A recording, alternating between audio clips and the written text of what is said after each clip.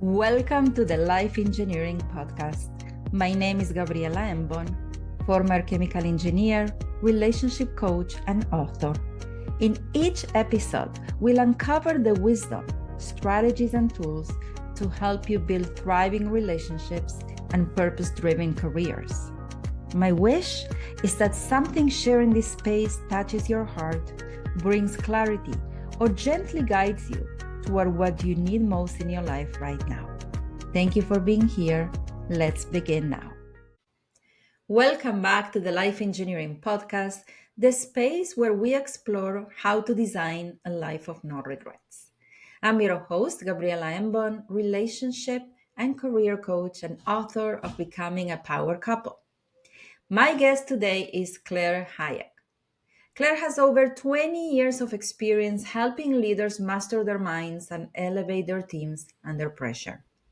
She's a main stage speaker, a TEDx speaker, an author, and a neuroscience authority trusted by global brands including Airbus, Merck, and Amazon, to name a few.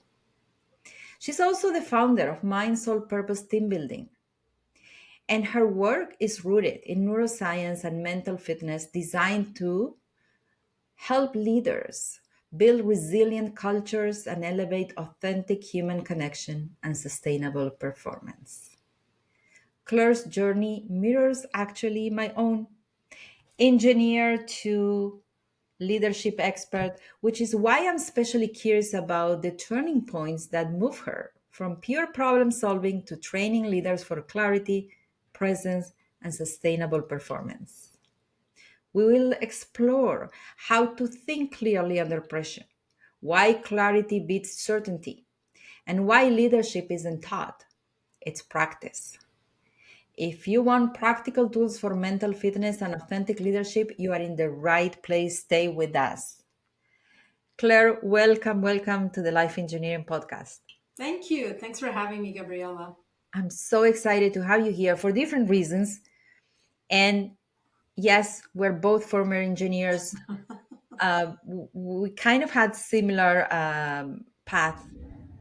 Tell me more about that. What was the moments you realized that the next version of your work was about people systems, not just technical systems? Yeah, I mean, if I'm being honest with you, I was not the typical engineer, whatever that means. I I like think that. engineers are so diversified, and we put them in a box. We We imagine do.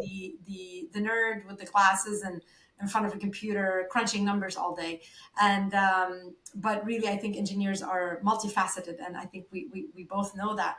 But all this to say is that I've always been obviously technical, but most of my career, if I'm being honest, was more with people.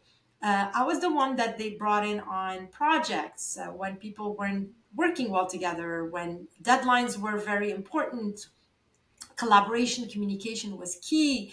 I had this natural ability to rally people and get them focused and productive. And so really my experiences was more on the human level, managing people and managing projects as a result, obviously. And of course, I occupied many leadership roles in engineering firms, which really taught me, um, I guess, in a good way and the hard way, how to manage stress, high pressure, deadlines, and while thinking and staying clear-headed, focused, grounded. Um, uh, yeah, pretty much. So here we are. I'll share with you.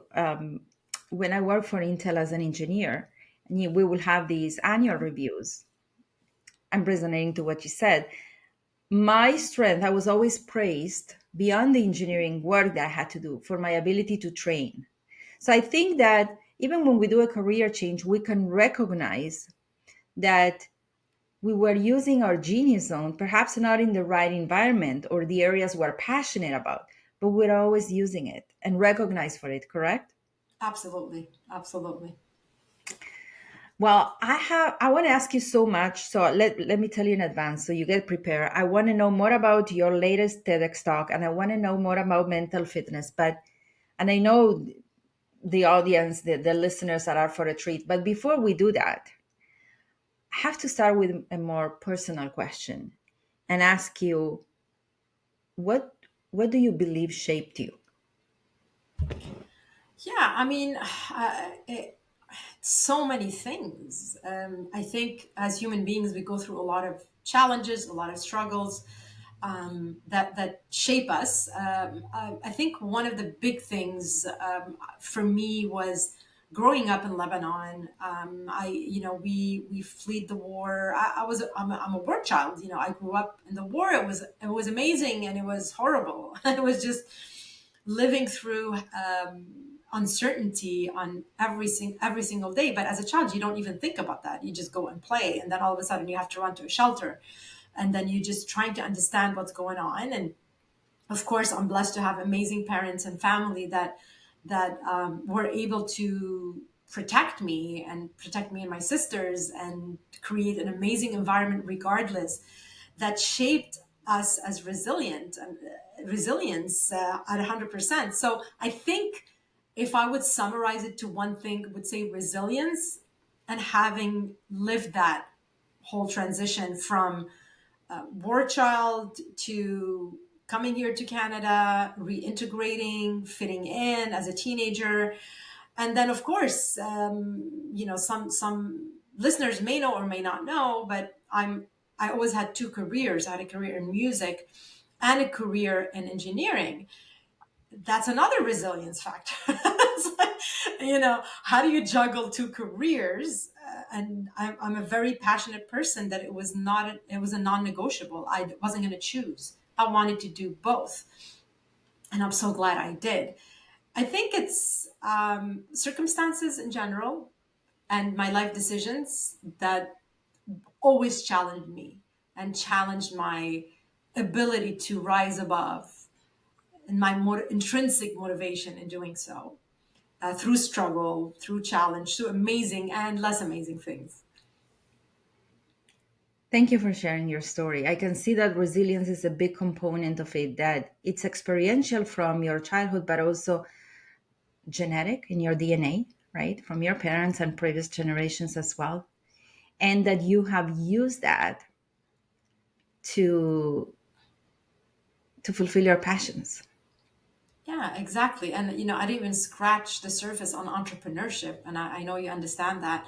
That's a whole different level of resilience. I mean, it's I'm not going to go in details.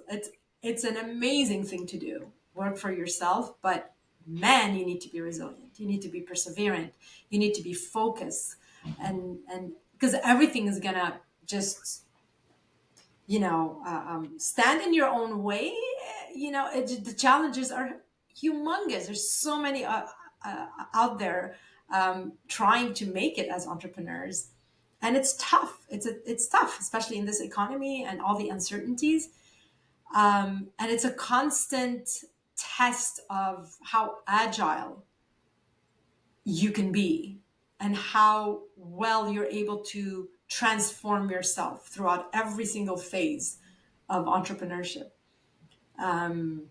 It's very interesting. I mean, I would not change one thing. I think this is all these experiences shape me today and are still shaping me. Yeah. And you talk about how agile uh, as an entrepreneur you must be. Let's talk about mental fitness and sustainable performance. Can you define mental fitness for us in leadership terms? Yeah, I mean, mental fitness in any terms, it's the ability to have your brain work for you and not against you.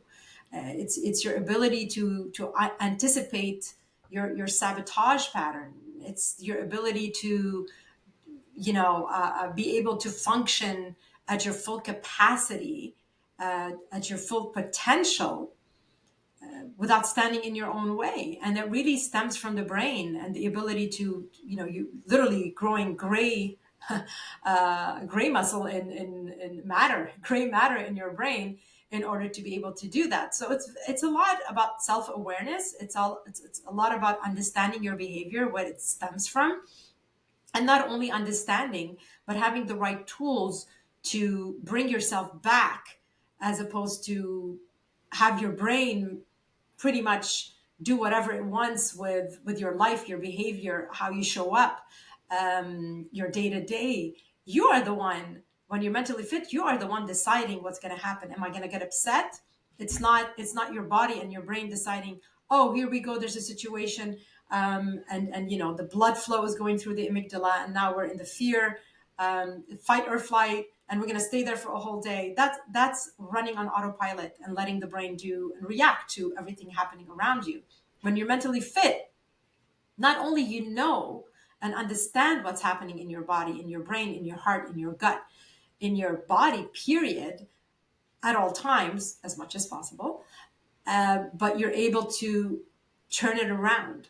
So it's not about mentally fit. It's not about being perfect and always perfect, because life will throw challenges. Your body's going to react a certain way, but how you bounce back and how quickly you bounce back.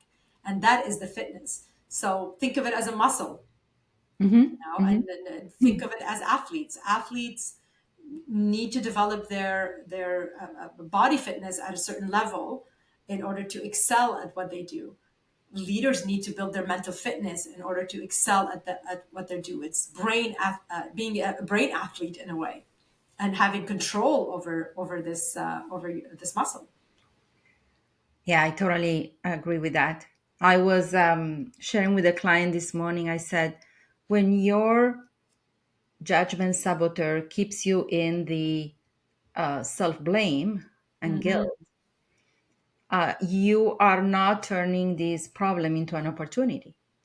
When you are able to pause and shift into that wise adult, or like you said, that um, yeah, the sage stage per se, Yeah, yeah, then now you say, okay, what do I need to do next? But now you're coming from a place of responding rather than reacting, because your exactly. saboteur will make you react. So if somebody wants to explore this further, where should they start? They say, well, I spend most of my day, after something goes wrong, overthinking. It ruins my day, it takes so much energy, I'm not able to focus again. Where should they start? It starts with intention. If you are tired of, I guess, paying the price of just letting your brain run you. And again, brain is not the enemy. The brain's job is to keep you alive.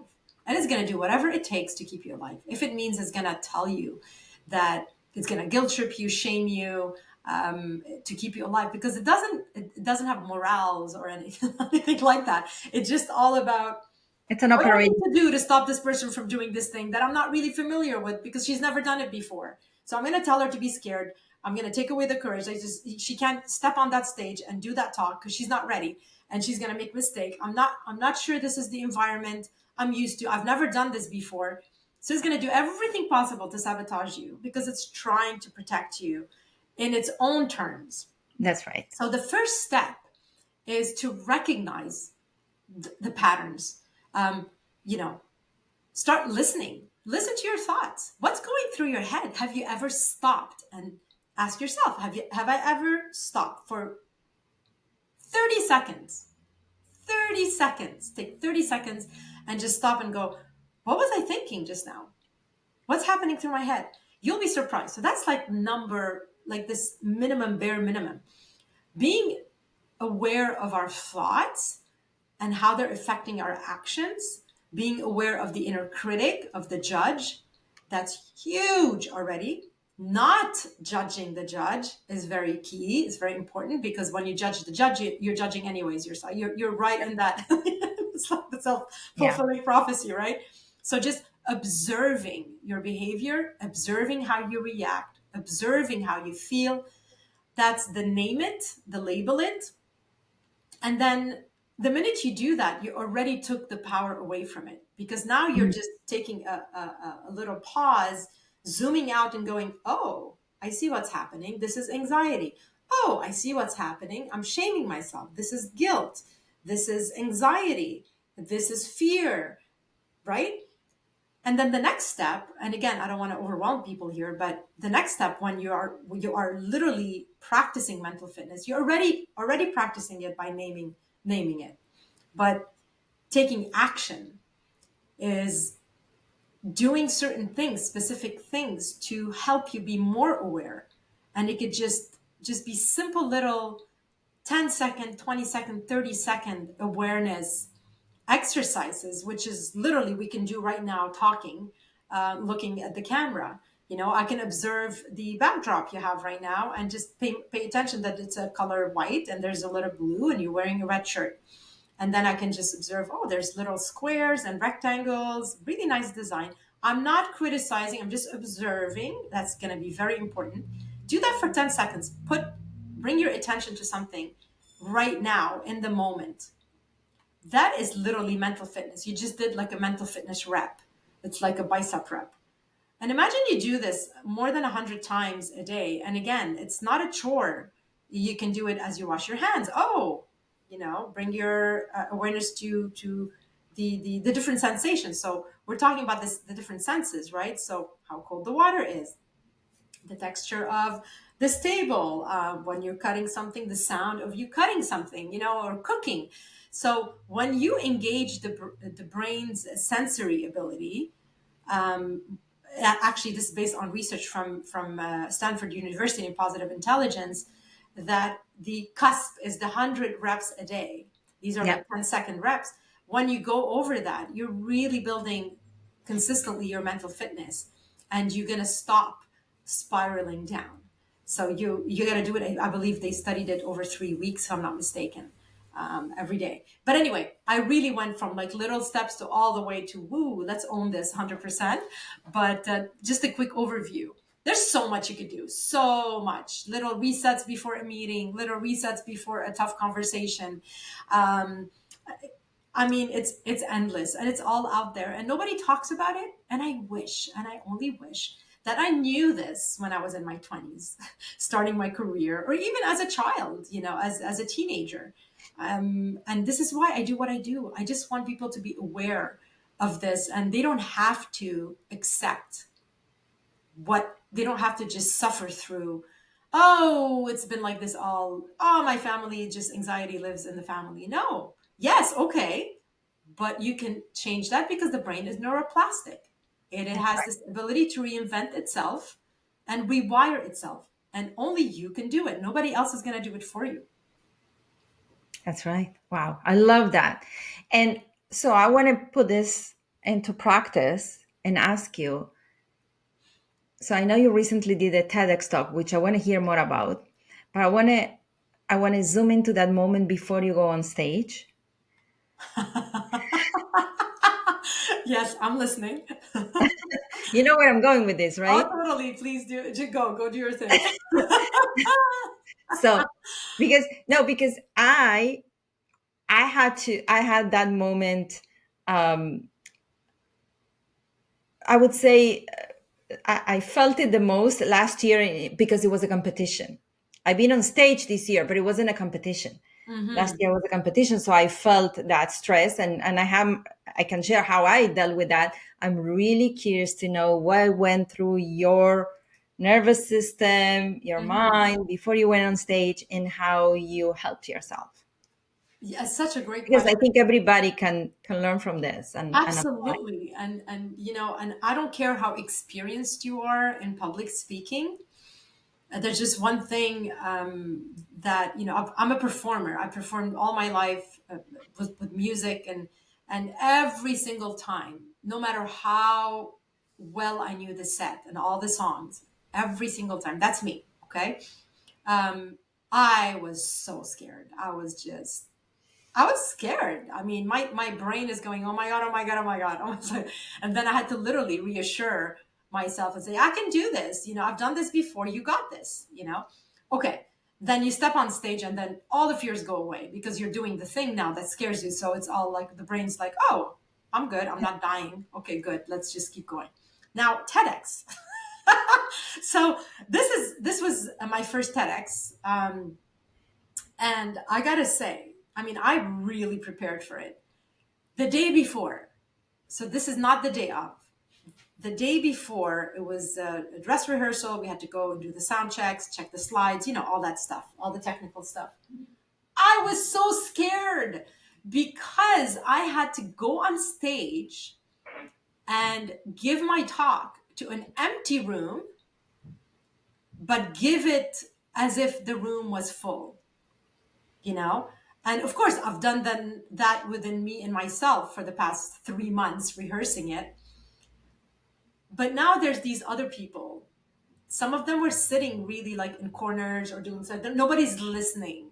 Everybody's working. Like this is a rehearsal. We're not here to listen. But there was just that self awareness of, oh my God, I don't know if I could do this. This is crazy, and there's going to be noise. I'm going to be distracted. Am I going to blank? I mean, all these thoughts. My anxiety was sky high, basically. And what I did is as I walked the talk, so I'm always telling people what to do. And I'm like, Claire, you know what to do, just do it. I gotta say, if I'm being honest, I spiraled down. I really did. I was traumatized. But the good thing is that I wasn't spiraling down for a whole day. I didn't spiral like for a whole week. I didn't, maybe it took me 10 to 15 minutes, which in my book was too long, way too long. But I'm going to be nicer to myself, and I'm not going to judge myself, right? Anyway, yeah, I literally told myself, basically, I didn't tell myself. I told my inner critic. I said, it's enough. I understand. I know I might screw up. It doesn't matter. This is a rehearsal. I know this. I've rehearsed this. If I'm going to make a mistake, it's now. Let's make all the mistakes that I need to make. But I'm not gonna, because I know my stuff. So I literally had to say it out loud. I had to say this out loud. And the irony is, my talk is why your voice matters more than you think, the say it out loud rule. And I literally said it. I can do this. I got this. And I stepped on stage and I did my thing. And yes, it was distracting. And yes, I had a couple of blank moments. Maybe the pauses were a bit too long, which made me even more nervous because I said, I can't do this tomorrow. And the funny part is, I mean, not the funny, the interesting part is the following day, the day of, um, I'm talking 3, 4 hours before, all the way, 4 hours all the way to the actual moment when I stepped on stage. I was not nervous at all. And I was so not nervous that I was questioning, my saboteur is going, you have to be nervous, the controller, why aren't you nervous? You don't care, And it was like, oh my God, I'm good. It's fine. You can go on vacation. Give me time off here, I was not, and I can feel like the whole room backstage was a bit tense. Um, but and I kept on spraying some lavender. I have a natural lavender oil spray. I'm like, we need to calm down. I was happy. I was excited. I was looking forward to it, and I knew that nothing's gonna matter. This is happening, and I'm gonna step on that stage. And if I'm not ready, I mean, I'm not going to be ready 10 minutes before by rehearsing and going over I didn't even want to look at my lines. I'm like, that's not the time. This time is for me to relax, bring down my nervous system, get it all together, and just have fun and savor this moment because it's going to fly by. We're talking 15 minutes, right? So that was my focus. And thank God I work on mental fitness, on my own mental fitness, because I wouldn't have been able to do that, Gabriella. Let's not kid ourselves. It was long-term practice and consistent practice all the way to the day before and the day of. Yeah. Yeah. Wow. Yeah, it's quite No, something. it brings me also back to my moment, but we'll leave this for another conversation. I am really curious about this concept of your voice matters, say it out loud. Can you tell us more about that? Yeah, so the What's the voice, science behind it? Why does it matter? absolutely. So basically, there was a study done in 2012, and I list this in the TEDx.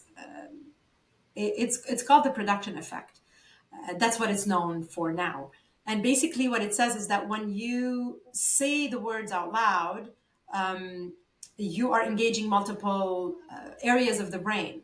You know, the auditory, the motor, and the emotional, which helps wire the message deeper in the brain system responsible for learning and memory, the hippocampus. So if you're, what's important in all this is that, first of all, be careful what you say to yourself, not Hmm. only in your thoughts, but out loud. And we all do it. You know, we all do the, oh my God, I'm overwhelmed. I don't have time. I'm so stressed. I'm tired. You know, blah, blah, blah, blah, blah, blah, right? I'm not saying you can't express what you're feeling. I'm not saying that. But if you need to have energy right now, don't say I'm tired. Hmm. Lie to yourself, literally. Just tell your, because the brain is listening. It's literally listening and it's going to react to the words. So if you say I'm tired, the brain is going to register that you're tired, and guess what? You're definitely tired now.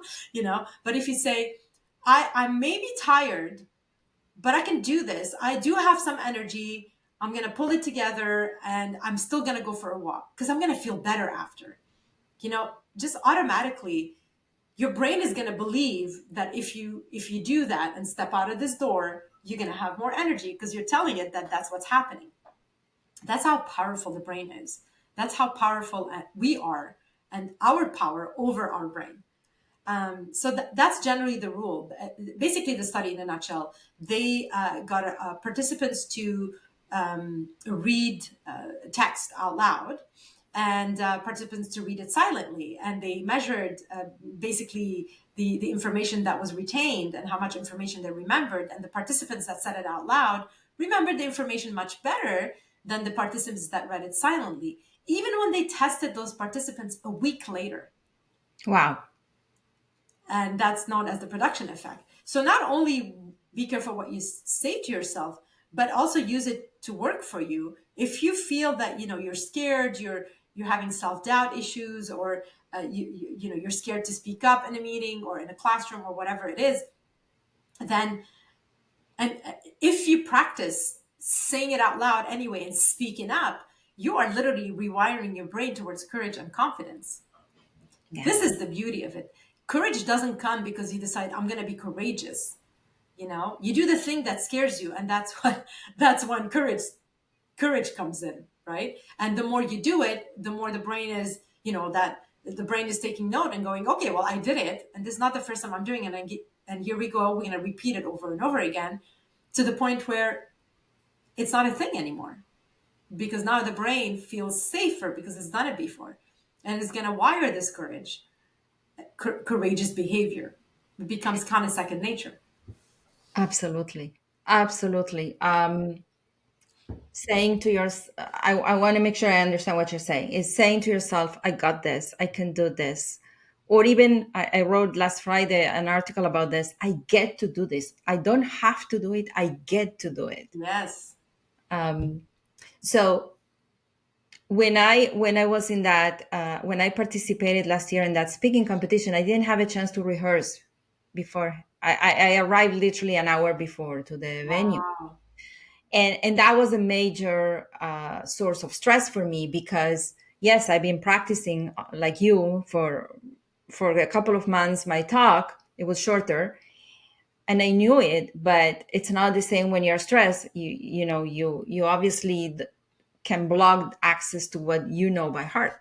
So what I did is the day before, I did a lot of mental rehearsal. I knew how the stage looks like because I've seen it on in video, and I literally did mental rehearsal of seeing myself like going through the stairs, you know, climbing the stairs to the stage, being on the stage, seeing the lights. I went through every detail, and the more I did it, I could feel that now is this is so familiar that my heart is not racing anymore. Right. Absolutely. Yeah. So that help. Um, so I loved. I'll tell you what I love about your talk, and I can't wait to listen to it. I know it's not live yet, but the idea that you were sharing, that it's worth sharing, um, that it's something we can all do in any aspect of our lives, and basically there are no excuses why not to do it, Absolutely. whether it's before god forbid a surgery that you're nervous, or a performance, or an important meeting, or talking to your boss and asking for a raise. I just love the simplicity of it, Yeah. and the efficacy of it. Hmm. Wow, incredible. I know we are at the end, but I do have one more question that I'm very curious about, because I believe in clarity so much. So let's talk about leadership under pressure. You say clarity beats certainty, and absolutely love that sentence. Can you unpack this idea for us, please? Yeah. I mean, um, basically, the idea is always to make sure that you're in your prefrontal cortex, which is your brain CEO. Okay. This is where clear minded decision making, presence is. If you are in your limbic system, which is basically it regulates, it basically where fear lives, emotions, etc. The fight or flight, freeze or fawn system, then you're not really making clear decisions. You are not thinking properly. You are not acting with presence. You're just reacting. Your body is full of hormones and emotions that is just really trying to survive. It just your blood flow is going in the wrong wrong side of your brain, and wrong, the back of your brain instead of the front of your brain.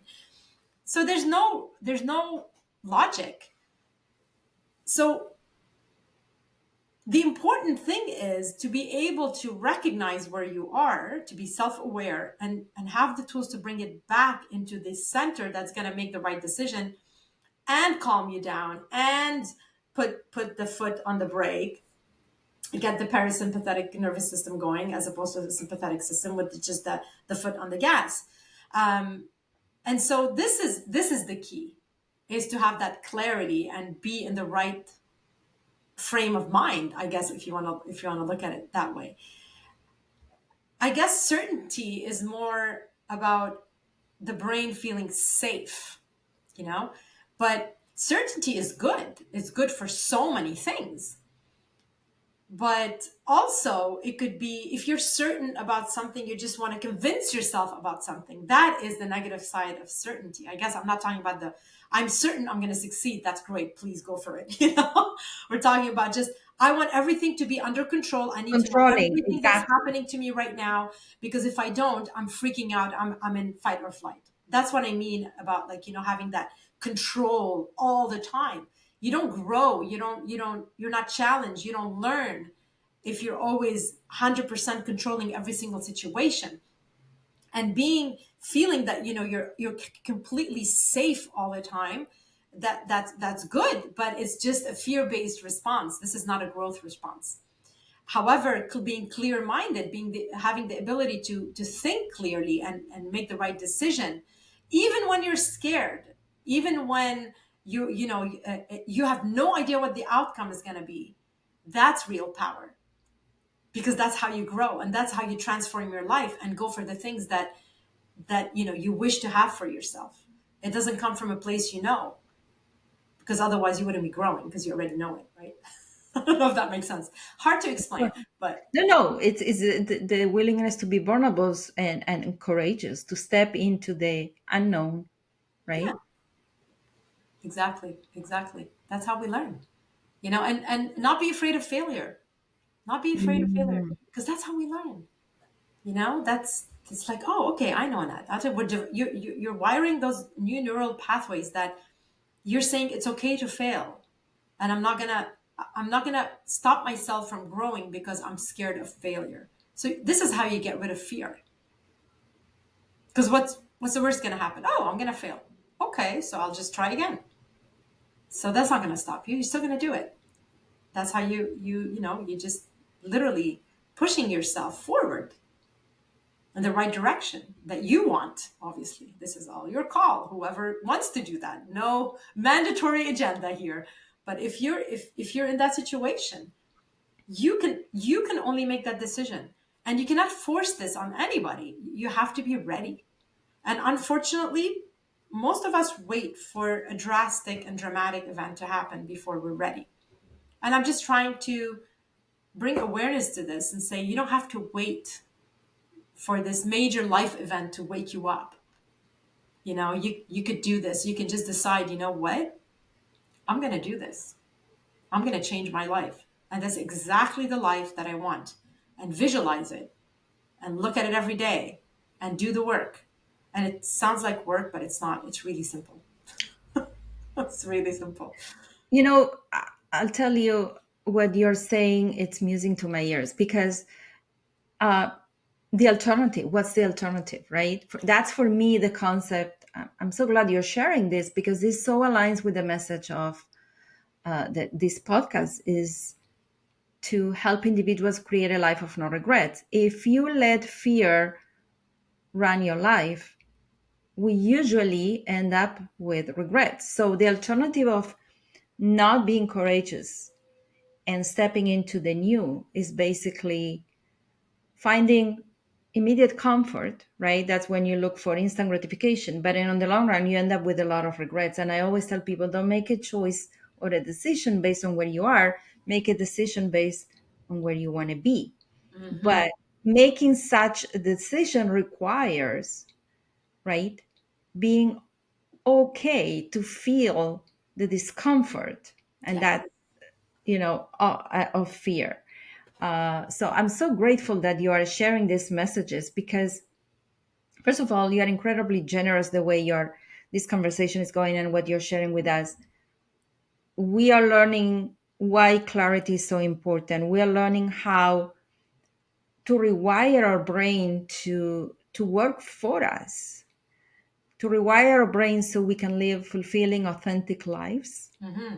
and rewire your brain for success, and not to become victims of our conditioning and our saboteurs. I mean, Exactly. and because the brain is everything, this is where we always start. It's that It's the foundation. this is the foundation. This is the self mastery, Exactly. right? So I'm so grateful that you're sharing this important information. Thank you. You're welcome. My pleasure. I can talk about this all day, every day. I know because it's your passion. Yes, I love what I do. Not only you are a master of this, but you're also extremely passionate, and that definitely comes across. So, Yeah. um, can you share with our listeners, please, if they want to learn about more about your work, where they can find you, how they can benefit from everything you offer? Absolutely. I mean, I guess in the podcast, maybe in the description, we'll add my link with all the free tools and resources that I offer. Presently, have a masterclass on mental fitness called Step Into Your Power. It's a 4 module masterclass with live labs, coaching labs. It's really fun. It's to the point, short and sweet. 5 lessons, 10 minute each, but it'll change your life. I promise you. Like I said, we'll share it in your description if that's okay. Besides that, I would strongly recommend people to follow me on social media or LinkedIn. I'm always adding value and adding videos. I have a newsletter as well as a podcast, Neuro Leadership Edge podcast, that pretty much talks about. I do solo episodes that talk about tools, mental fitness tools that you can apply in your day to day, but also interview amazing leaders such as yourself, Gabriella, and bold leaders that stepped into their power for them to share their story. Because that's how we learn when we can relate and we can when somebody speaks to us, this is where change happens. And this is my goal is to make as much impact as possible. So in a Well, nutshell, we'll go through the link. You'll see you'll have access to all my other links. So I think that would probably be the easiest one. oh, Claire, you're wonderful. Your work is wonderful. It impacts people. I love how you're sharing your message in different um, stages, venues, in different avenues, so everybody can benefit from this important work of mental fitness and self mastery, self agency, all of that beauty that is so important to creating a life of no regrets. Like you said, engineers are awesome. You remember saying that? Aren't we awesome? Come on. You're like, she's right, but I never dare saying that. I love it. Oh, So I now it's like know. you gave me permission. We're so misunderstood. We're so misunderstood. But honestly, thank you so I'll much tell you for your how I time. am misunderstood. When I Sorry. speak to my friend and I say, okay, I don't say, but I'm like, cut to the chase. Yeah, I know, That was right? the cut to the point. That's Yeah. the analytical part. We just want Yeah, to yeah. Very like, simplify, okay. summarize, let's go. Yeah. I think there's a lot of power in that. I think what makes us really special is obviously the left brain that is overly developed, but something in engineering as well. You have to have that creative side of things because you're designing things, you are thinking a process, you're being strategic, and I think that's what makes us interesting people and definitely misunderstood because of maybe the introvert aspect of engineers, right? But if Absolutely. this helps any of the listeners today to meet two engineers here online, trust me, there's a lot of us out there. So give engineers a chance, all right? But Gabriella, thank you so much. By the way, to invite me on your podcast. What you're doing is great, and I'm a big fan. And I can't wait for you to come to my podcast, and hopefully we'll have an episode together soon. I'm looking forward. Thank you so much, Claire. It's been awesome. I enjoy our conversation, and I know it has a lot of wisdom nuggets for our listeners. Thank you. Thank you. Thank you. Dear listeners, if you enjoy this episode, please share it with the people you love.